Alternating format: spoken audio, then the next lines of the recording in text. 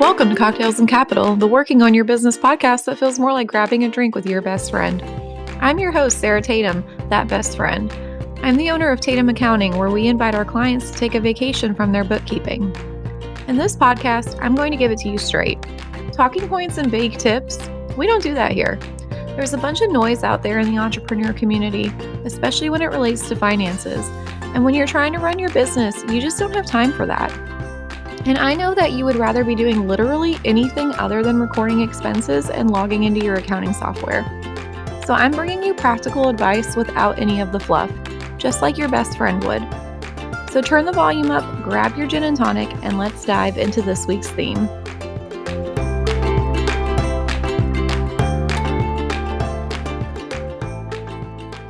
Hello, everyone. Welcome to episode 31 of Cocktails and Capital. Today, we are going to be talking about growing your team during a recession. I talked a little bit last week about how we have hired a bookkeeper, and at this point, we've also hired an admin assistant in order to kind of help take a little bit more off of my plate and make it so that I can continue to give you guys this kind of content on the podcast and hopefully some other things in the near future.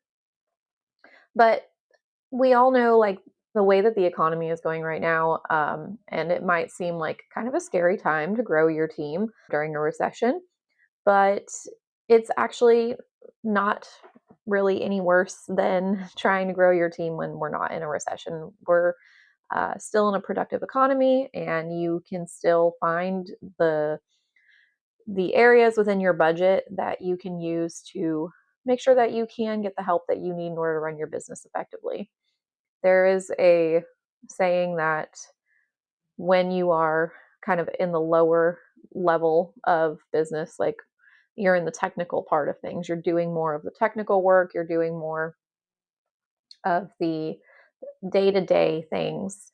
And as you kind of move up, you become less technical and more manager, more face of your company, more of the brand work relies on you. And you have to let go of that technical side of your job in order to really allow people to help you and allow people to grow underneath you. So I'm going to take a quick little break and we'll be right back. Are you ready to take a vacation from your bookkeeping, but your business is not quite there yet? At Tatum Accounting, we have plans that scale with your business, making them affordable at every stage. For the business owner who needs help with their accounting, but maybe is not ready to completely outsource their books, check out our new Office Hours package. With Office Hours, you get access to our private Facebook group filled with educational resources, webinars, and tools to make managing your books so much easier. The best part? Private, weekly, one-on-one support. Jump on weekly calls with an accountant to discuss anything and everything. Pricing, expenses, QuickBooks. We're here to get your questions answered. For just $150 a month, sign up for our office hours by visiting tatumaccounting.com/office-hours or visit our show notes for the link. Now, let's get back to the episode. So let's talk about the elephant in the room here. We are in a recession. The current economy, I mean, not great, right? So, the main thing that we all want to be keeping in mind right now is the available cash that we have on hand. And it is a fear that, you know, there's always the fear that the bottom could kind of fall out tomorrow. But that's not how we want to live our lives. It's not how we want to run our businesses. We don't want to be in fear of the unknown. So, the most important thing to do, given the state of our current economy, is to really focus on your cash flow. And with that, we really want to make sure that we're keeping up with our bookkeeping, that we are utilizing the tools around us, from the internet to the articles that we have on tatumaccounting.com, to the ebooks that we offer for you guys, to the webinars that are out there to kind of help you learn on how to best manage your bookkeeping, or to outsource. That kind of goes hand in hand with this how to grow your team during a recession podcast.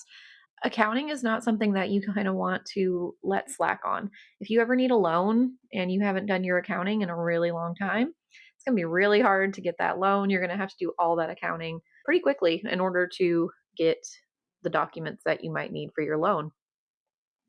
We also want to focus on budgeting, making sure that we're sticking to those budgets, making sure that we're not, spending more in one category than we should be. We want to make those goals, those revenue goals that we've talked about in the past few episodes, and find actionable ways in order to make those revenue goals happen. So that way you can continue to grow your team. You can continue to offer really great benefits to your team and generally treat your employees well for the work that they're doing. So, on that same line of focusing on our cash flow, what we want to do is we want to get kind of creative on how we're going to increase our revenue, decrease our expenses, kind of the same thing that we're always wanting to do, but we're wanting to make sure that we allocate the time to do this because we want to make sure that we have enough money to keep people on payroll, right? We don't want to hire somebody and then 2 months later you have an unfortunate drop in revenue that could have been prevented and you have to let your employee go, even though you are really enjoying the help that they can provide you. So, how do we know if we can even grow our team right now? Well, there's a few things there. First of all, do you want to grow your team is a question that you have to ask yourself. It requires you to know what the goals of your business are and if you need more team members in order to help you achieve those goals. If you're wanting to be like the biggest producer of leather goods in the state, then obviously you're going to need a lot of employees because you cannot produce all those leather goods by yourself. But if you want to just kind of retain a hobby business and make sure that you are the one who's doing the crafting of your hobby business, but you need somebody to maybe help you do the admin work. And that's a lot smaller of a job and would take a lot less time, but it is something really good to outsource. So, those we have to think about the goals that we're trying to achieve within our business and hire according to those goals. And it also helps you figure out what kind of positions you need to hire for, what kind of research you could be doing in order to figure out how much people need to be paid. All kinds of other things kind of track onto understanding the goals of your business. So, step one, have goals. Step two, figure out how you can best utilize people around you in order to help you achieve those goals. I'm so sorry if you can hear my cat snoring in the background. She's having a really great nap today. The other thing that we want to do right now is we want to be prepared. So we want to continue to kind of run our businesses in the way that we have been, but we want to be prepared for what's coming. This is going to involve being patient. We don't want to rush through the hiring process. We don't want to rush through the goals process or the budgeting process. Everything needs time and it requires patience. We also want to figure out how we're going to best utilize that employee. So we want to make sure that they are trained properly.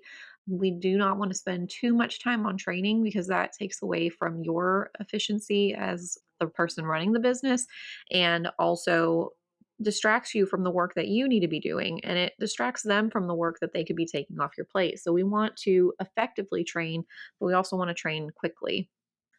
And then, like I said earlier, if hiring seems a little bit expensive or a little bit out of budget when you take into account the wages, the payroll taxes, possible benefits, and things like that, you can also look into outsourcing, like I mentioned earlier. So, outsourcing is going to be exactly what you do with like when you hire Tatum Accounting. You're outsourcing your bookkeeping, but you're not bringing us on board onto your team.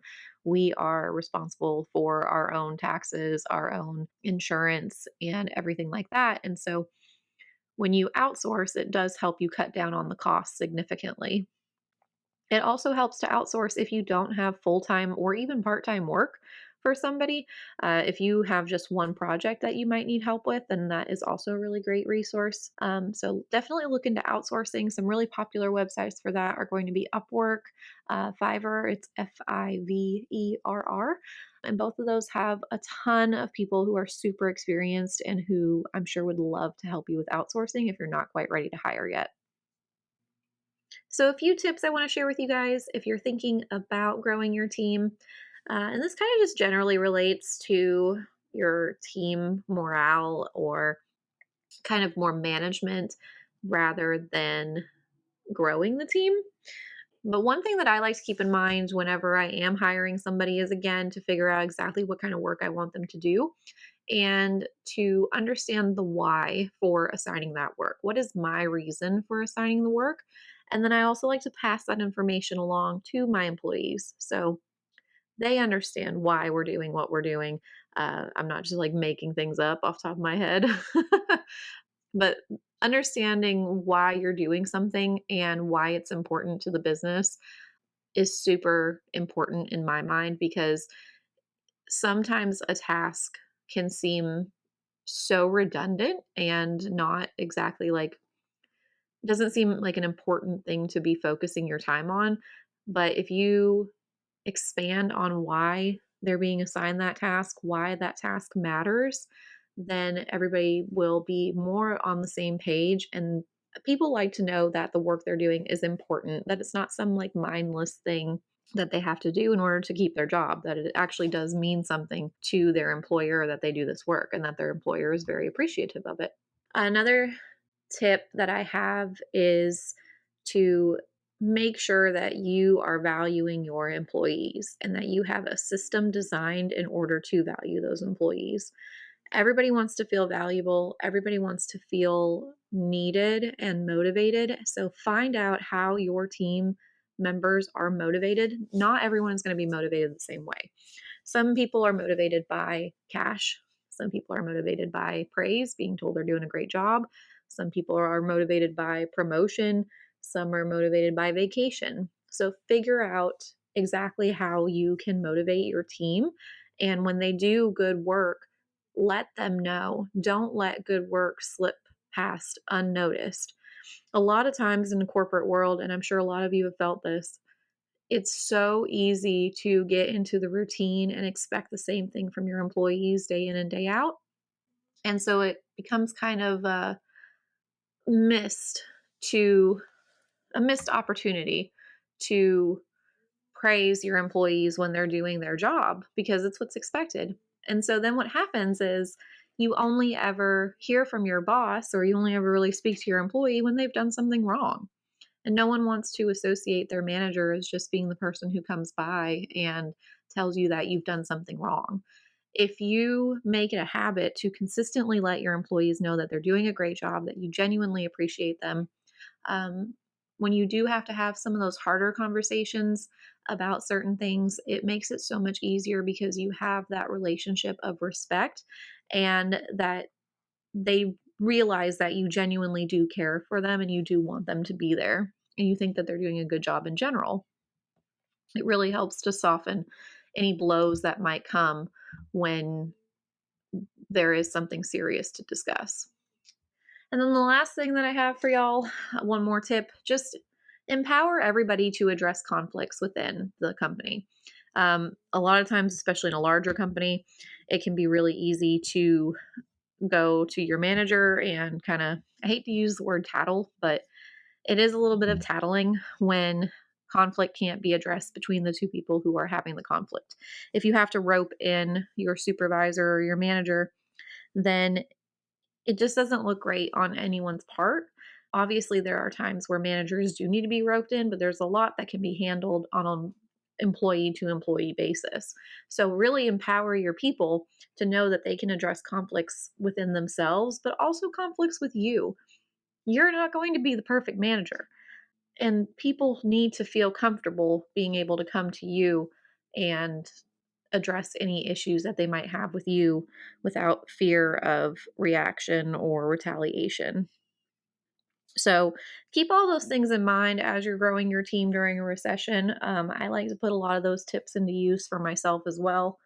And just remember that even though the economy might seem a little scary right now, your business is still important and it's still valuable for you to find a way to make your business work. And sometimes hiring is the way to do that. So I hope y'all have a really great day. I will see y'all next Wednesday. Talk to you soon.